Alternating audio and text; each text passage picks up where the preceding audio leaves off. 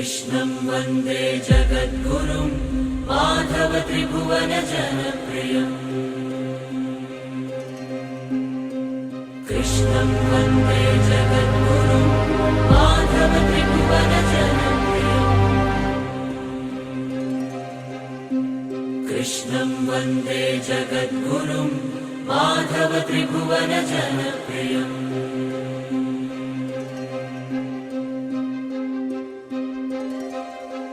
ఓం శ్రీకృష్ణ సద్గురవే నమః.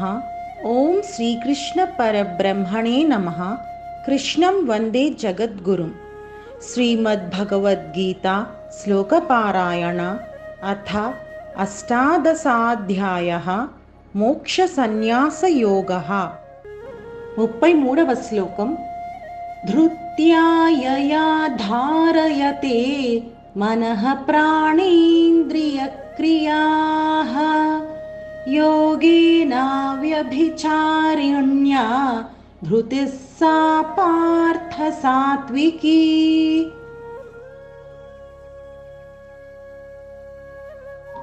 పద విభజన. ధృత్యా యయా ధారయతే మనః ప్రాణ ఇంద్రియ క్రియాః యోగేన అవ్యభిచారిణ్యా ధృతిః సా పార్థ సాత్వికీ. తాత్పర్యం. పార్థ, యోగం చేత చలించని ఏ ధైర్యంతో మనస్సు, ప్రాణము, ఇంద్రియాల చర్యలని ఎవరు కాపాడుకుంటారో అతని ధైర్యం సాత్వికమైనది.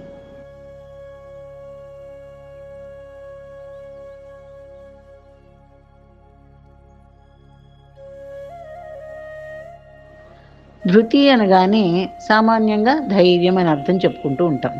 అయితే ఇక్కడ ఈ సందర్భంలో దానికి ఆత్మనిగ్రహం తాలూకు దృఢత్వమని, నిలకడగా ఉన్న ఆత్మదర్శనం వల్ల ఏ స్పందన లేకుండా స్థిరంగా ఉండే స్థితి అని అర్థం చేసుకోవాలి. ఈ అభయ స్థితిలో ఆత్మ తన సహజ ప్రకృతిలో మనస్సుని, ప్రాణాన్ని, ఇంద్రియాలని అదుపులో ఉంచే అధిపతి అయి విషయ వస్తువులు విసిరే ప్రలోభాల వల్ల నుండి తప్పించుకుంటుంది. సాత్విక బుద్ధి అనేది అన్నిటా భగవంతుడి రూపమైన శివాన్నే, సుఖాన్నే, మంచినే చూస్తుంది. ఆ విచక్షణ సాధకుడికి మంచి చెడుల మధ్య ఉన్న తేడాని స్ఫుటంగాను స్పష్టంగాను చూపిస్తుంది. మంచి అంటే కోరుకోదగిన ఆత్మజ్ఞానం, చెడు అంటే హానికరమైన ఇంద్రియ లోలుపత్వాలు. సాత్విక బుద్ధి నిశ్చయం చేసిన ఆ స్థితిలో ఎప్పటికీ నిలిచి ఉండేలాగా చేసేదే సాత్వికమైన ధృతి.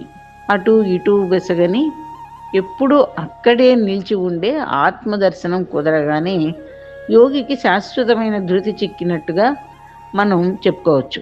స్థితప్రజ్ఞుడై ఉండడానికి పనికి వచ్చే నైతిక ధర్మము, గట్టి పట్టుదల అనేవే సాత్విక ధృతికి మారుపేర్లు. అప్పుడు సాధకుడు ప్రపంచంలో తిరుగుతున్నా కూడా, నిత్యకర్మలు చేస్తున్నా కూడా, మంచి చెడుల్ని పక్కపక్కనే చూస్తున్నా కూడా వాటి విరుద్ధ ప్రభావాలకు లొంగి ఎక్కడో ఒకచోట చిక్కుకుపోకుండానే ఉంటాడు. రాగద్వేష వియుక్తైస్తూ విషయానింద్రియైశ్చరన్ ఆత్మవశ్యైర్విధేయాత్మ ప్రసాదమధిగచ్చతి అని భగవద్గీత 2వ అధ్యాయంలోని 64వ శ్లోకం. అంటే రాగద్వేషాలను విడిచిపెట్టిన వాడి ఇంద్రియాలు విషయాల వీధుల్లో తిరిగినా కూడా అక్కడి విలాసాల ప్రలోభాలు అతన్ని లోబర్చుకోలేవు అని. అతని ఇంద్రియాలు ఆత్మకు వశమై ఉండడం వల్ల ఆంతరికమైన ఆనందం అతనిలో పొంగి పొర్లుతూ ఉంటుంది. ఈ ఆనంద స్థితినే ప్రసన్నత్వం అంటారు. జిహ్వోపస్థ జయోధృతి అని భాగవతంలో కృష్ణ పరమాత్మ ఉద్ధవుడికి చెప్పడం జరిగింది. అంటే రుచిని, లైంగికేచ్ఛని జయించడమే ధృతి అని. జిహ్వ చాపల్యం అనేది ఒక పట్టాను విడిచిపెట్టదు. అలాగే మిథునీభావం అనే హృదయ గ్రంథి అంత సులువుగా విడిపోదు. అందుచేతనే ఈ రెండింటినీ జయించడమే అసలైన ధైర్యమని, మంచి మీద పట్టును సాధించడమని చెప్తారు. మరి ఈ ఉభయ జయాన్ని సాధించడానికి మార్గం ఏంటి అంటే యోగమే. అహంకారాన్ని విషయాల నుంచి విడదీస్తేనే ఆత్మ పరమాత్మల కలయికకు దారి తెచ్చుకుంటుంది. అహంకారాన్ని విషయాల నుంచి విడదీయాలంటే మనస్సుని, ప్రాణాన్ని, ఇంద్రియ చైతన్యాన్ని శరీర పరిధుల నుంచి, విశ్వ వస్తువుల పరిధి నుంచి వెనక్కి మళ్ళించి లోపలికి తిప్పాలి. అదే అంతర్ముఖం. దీనికి యోగమే కదా మార్గం. అవతలి పరిసరాల నుంచి మనస్సుని, ఇంద్రియాలని యోగ పద్ధతి ద్వారా విడదీయవచ్చు. అవి లోపలికి మళ్ళడమే తడవు. అహంకారం తన సహజమైన ఆత్మస్థితిలో లీనమవుతుంది. యోగాభ్యాసంతో మనసు, ప్రాణము, ఇంద్రియాలు భౌతికమైన అశాంతి కోరల్లో నుంచి బయటపడతాయి. అప్పుడు పరమాత్మలో కేంద్రీకృతమై ఉండే నిలకడ స్థితినే సాత్విక ధృతి అంటారు. ప్రపంచంలో ఇంచుమించు అందరూ ధైర్యస్తులే ఉంటారు. అంటే ఒక్క విషయంలో ఒక్కొక్కళ్ళు ధైర్యాన్ని ప్రదర్శిస్తారు. కొంతమంది యుద్ధంలో ధైర్యంతో పోరాడితే మరికొందరు అమావాస్య, అర్ధరాత్రి, చిమ్మ చీకట్లో కూడా, భీకరారణ్యంలో కూడా వాళ్ళు నడవగలుగుతారు, ఏమాత్రం భయపడకుండా ధైర్యంగా. కొంతమంది ధైర్యంతో మహోన్నత పర్వత శిఖరాలను అధిరోహిస్తే మరికొందరు సముద్రాలను లంఘించేస్తారు, ఈదేసుకుంటూ వెళ్తారు, గజ ఈతగాళ్ళని ఉంటారు. అయితే ఆ ధైర్యాలన్నిటికంటే కూడా పై స్థానంలో ఉన్నటువంటి ధైర్యం ఒకటి ఈ శ్లోకంలో చెప్పడం జరుగుతుంది. అదేంటంటే సాత్విక ధైర్యం. అంటే ఏ ధైర్యం చేత మానవుడు తన మనస్సును, ఇంద్రియాలను విషయ భోగాల నుండి నిరోధిస్తూ ఉంటాడో, దృశ్య వ్యామోహాల నుండి నివృత్తుడవుతాడో అదే గొప్ప ధైర్యం అని భగవానుడు ఇక్కడ తెలియజేస్తున్నాడు. అన్నిటికంటే గొప్ప ధైర్యం ఇంద్రియ నిగ్రహం అన్నమాట. కనుక తక్కిన ధైర్యాలు కలిగి ఉన్నప్పటికీ కూడా జన్మ సాఫల్య కారణమయ్యేటటువంటి ఈ పారమార్థిక ధైర్యం కూడా మానవుడు తప్పకుండా కలిగి ఉండాలి అని నొక్కి ఒక్కాణిస్తున్నాడు. అయితే ఆ ధైర్యము చపలంగా ఉండకూడదు. అంటే ఏదో 5 నిమిషాలు ధైర్యంగా ఉండి ఇంద్రియ నిగ్రహం కలిగి ఉండి ఆ తర్వాత మళ్ళీ అటు ఇటు వెళ్ళిపోతే లాభం లేదు అంటున్నాడు. ఈ రోజున ఉండి రేపు అదృశ్యం కాకూడదన్నమాట ఆ ధైర్యం. కనుకనే అవ్యభిచారిణ్య అంటున్నాడు. ఇంతకుముందు కూడా మనం చెప్పుకున్నాం, వ్యభిచరించడం అంటే మనం వెళ్తున్నటువంటి తోవ నుంచి పక్కకి వెళ్ళడం, పక్కకి మరలడం. అంటే చదువుకునే విద్యార్థి ఏం చేస్తాడు? చదువుకోవాలి, చదువుకోకుండా అటు టీవీ చూడడం, సినిమాలకు వెళ్ళడం, పక్కన ఆటలు ఆడుకోవడం, అది వ్యభిచారం. చిన్నగా చదువుకోవడమే నా ధ్యేయము అని చెప్పి అనుకుంటే అది అవ్యభిచారం. కాబట్టి మనం ఏ లక్ష్యం మీద వెళ్తున్నామో ఆ లక్ష్యంలోనే వెళ్ళడం అనేది అవ్యభిచారిణి అన్నమాట. కాబట్టి అట్లా పక్కకి వెళ్లకుండా, మనసు చంచలం కాకుండా తిన్నగా ఆ లక్ష్యం చేరుకోవడానికి ప్రయత్నం చేయాలి. అదే అవ్యభిచారిణి అన్నమాట, నిశ్చలం అన్నమాట. ఎందుకంటే కొంతమంది ముముక్షువులు ఏదో ఒక ఆవేశంతో ధైర్యం కలిగి తమ ఇంద్రియాలను నిగ్రహించిన వాళ్ళే ఉంటారు. మళ్ళీ పరిస్థితుల ప్రాబల్యం చేత క్రమంగా ఆ ధైర్యం కాస్త సడలిపోతుంది, విషయాలలో మళ్ళీ ప్రవర్తిస్తూ ఉంటారు. ఇది అవ్యభిచారిణి ధైర్యం కాదు. కాబట్టి స్థిరంగా ఉండేటటువంటి ధైర్యాన్నే అవలంబించాలి అంటున్నాడు.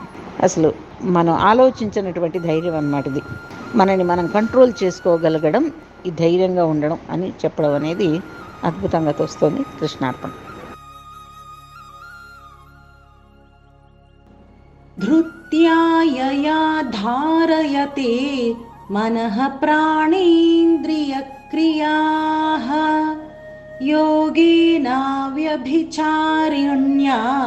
ధృతిః సా పార్థ సాత్వికీ. ధృత్యాయయా ధారయతే మనః ప్రాణేంద్రియక్రియాః యోగేనావ్యభిచారిణ్యా ధృతిః సా పార్థ సాత్వికీ. ధృత్యాయయా ధారయతే మనః ప్రాణేంద్రియక్రియాః యోగేనావ్యభిచారిణ్యా ధృతిః సా పార్థ సాత్వికీ. ధృత్యాయయా ధారయతే మనః ప్రాణేంద్రియక్రియాః యోగేనావ్యభిచారిణ్యా ధృతిః సా పార్థ సాత్వికీ. ధృత్యాయయా ధారయతే మనః ప్రాణేంద్రియక్రియాః योगेनाव्यभिचारिण्या धृतिः सा पार्थ सात्विकी। जय श्री कृष्ण।